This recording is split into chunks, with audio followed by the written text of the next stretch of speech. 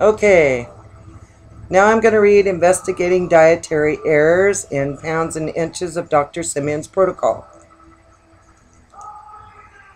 When the reason for a slight gain in weight is not immediately evident, it is necessary to investigate further.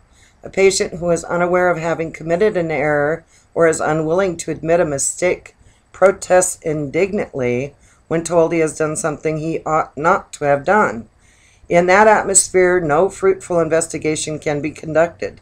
So we calmly explain that we are not accusing him of anything, but that we know for certain from our not inconsiderable experience that something has gone wrong and that we must now sit down quietly together and try and find out what it was.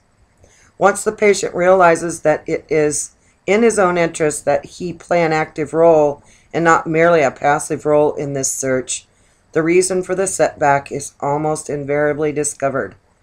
Having been through hundreds of such sessions, we are nearly always able to distinguish the deliberate liar from the patient who is merely fooling himself or is really unaware of having erred.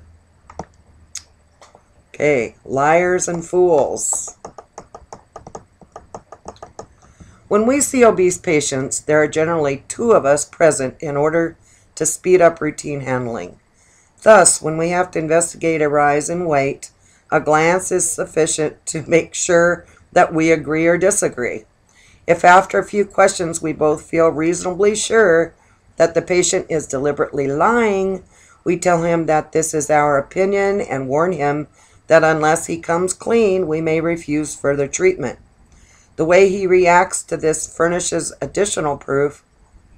Whether we are on the right track or not, we now very rarely make a mistake.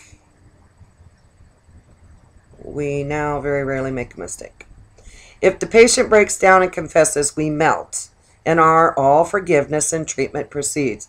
Yet if such performances have to be repeated more than 2 or 3 times, we refuse further treatment. This happens in less than 1% of our cases. If the patient is stubborn and will not admit what he has been up to, we usually give him one more chance and continue, even though we have been unable to find the reason for his gain. In many such cases, there is no repetition, and frequently the patient does then confess a few days later after he has thought things over. The patient who is fooling himself is the one who has committed some trifling offense against the rules, but who has been able to convince himself that this is of no importance and cannot possibly account for the gain in weight. Women seem particularly prone to getting themselves entangled in such delusions.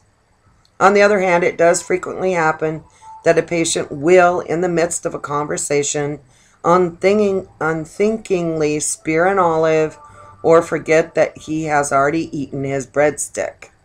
See, that's how important it is. A mother preparing food for the family may, out of sheer habit, forget that she must not taste the sauce to see whether it needs more salt. Sometimes a rich maiden aunt cannot be offended by refusing a cup of tea into which she has put 2 teaspoons of sugar, thoughtfully remembering the patient's taste from previous occasions.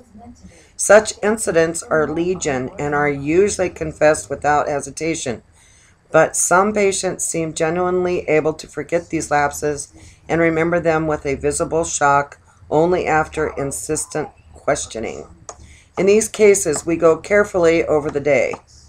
Sometimes the patient has been invited to a meal or gone to a restaurant, naively believing that the food has actually been prepared exactly according to instructions.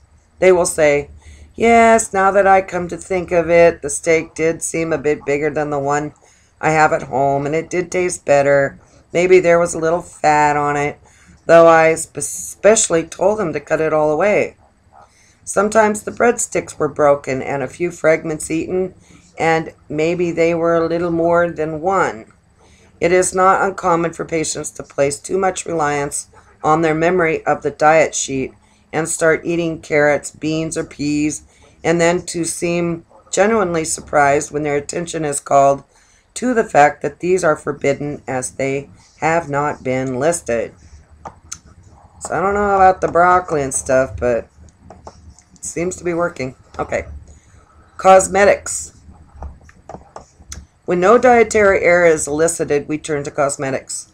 Most women find it hard to believe that fats, oils, creams, and ointments applied to the skin are absorbed and interfere with weight reduction by HCG, just as if they had been eaten. This almost incredible sensitivity to even such very minor increases in nutritional intake is a peculiar feature of the HCG method. For instance, we find that persons who habitually handle organic fats, such as workers in beauty parlors, masseurs, butchers, etc., never show what we consider a satisfactory loss of weight unless they can avoid fat coming into contact with their skin. The point is so important that I will illustrate it with two cases. A lady who was cooperating perfectly suddenly increased half a pound. Careful questioning brought nothing to light. She had certainly made no dietary error, nor had she used any kind of face cream, and she was already in the menopause. As we felt that we could trust her implicitly, we left the question suspended. Yet, just as she was about to leave the consulting room, she suddenly stopped, turned, and snapped her fingers. "I've got it," she said. This is what had happened. She had bought herself a new set of makeup pots and bottles, and using her fingers had transferred her large assortment of cosmetics to the new containers in anticipation of the day she would be able to use them again after her treatment. This one's weird. The other case concerns a man who impressed us as being very conscientious. He was about 20 pounds overweight, but did not lose satisfactorily from the onset of treatment. Again and again we tried to find the reason, but with no success, until one day he said, "I never told you this, but I have a glass eye. In fact, I have a whole set of them. I frequently change them, and every time I do that, I put a special ointment in my eye socket. Do you think that could have anything to do with it?" As we thought just that, we asked him to stop using this ointment, and from that day on, his weight loss was regular. Wow.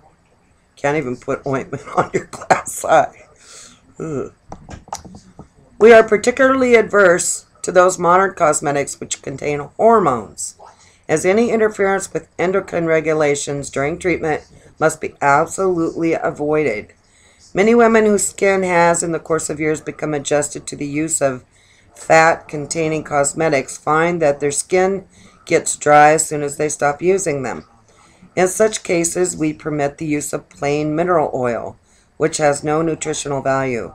On the other hand, mineral oil should not be used in preparing the food, first because of its undesirable laxative quality, and second because it absorbs some fat-soluble vitamins, which are then lost in the stool. We do permit the use of lipstick, powder, and such lotions as are entirely free of fatty substances. We also allow brilliantine to be used on the hair, but it must not be rubbed into the scalp. Obviously, suntan oil is prohibited. Many women are horrified when told that for the duration of treatment, they cannot use face creams or have facial massages. They fear that this and the loss of weight will ruin their complexion. They can be fully reassured under treatment, normal fat is restored to the skin, which rapidly becomes fresh and turgid, making the expression much more youthful. This is a characteristic of the HCG method. Shh! Quiet! My dogs are barking. This is a characteristic of the HCG method. Just a minute. Shh! Quiet, you guys. This is a characteristic of the HCG method, which is a constant source of wonder to patients who have experienced or seen in others the facial ravages produced by the usual methods of reducing. An obese woman of 70 obviously cannot expect to have her PUED face reduced to normal without a wrinkle, but it is remarkable how youthful her face remains in spite of her age. The voice.